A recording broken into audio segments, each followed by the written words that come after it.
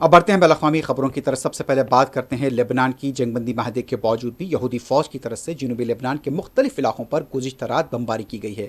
تازہ ترین اطلاعات میں بتایا گیا ہے کہ تقریباً 30 لوگ ان حملوں میں زخمی ہوئے ہیں۔ کئی مقامات پر حملوں کے بعد آگ لگی ہوئی دیکھی گئی ہے۔ زخمیوں کو ہاسپٹل یہاں پر منتقل کیا گیا ہے۔ لبنان کے کارگزار وزیر اعظم نجیب میقاتی کی طرف سے اسرائیل حملوں کی مذمت کی گئی ہے اور یہ بھی کہا گیا ہے کہ جنگ بندی معاہدے کی خلاف ورزی ہوئی ہے۔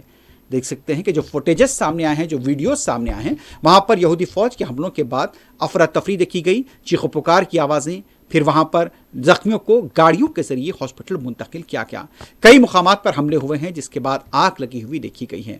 ابھی تک اسرائیل کی طرف سے حملوں کو لے کر کوئی وجوہات بیان نہیں کی گئی ہیں، لیکن یہ اندازہ لگایا جا رہا ہے کہ مبینہ طور پر بعض جنگجوؤں کے ٹھکانوں پر حملے ہونے کی بات کہی جا سکتی ہے۔ ان حملوں کے بعد کئی زخمیوں کو ہاسپٹل منتقل کیا گیا ہے۔ آپ دیکھ سکتے ہیں کہ کئی علاقوں میں آگ لگی ہوئی دیکھی گئی ہے۔ ہلاکتوں کو لے کر ابھی کوئی اطلاع نہیں ملی ہے، لیکن جس طرح سے زخمیوں کی تعداد بتائی گئی ہے اسے خدشہ ظاہر کیا گیا ہے کہ اس میں سے کچھ ہلاکتیں بھی ہوئی ہوں گی، لیکن ابھی تک لبنان یا پھر اسرائیل کی طرف سے ہلاکتوں کو لے کر کوئی بیان سامنے نہیں آیا ہے۔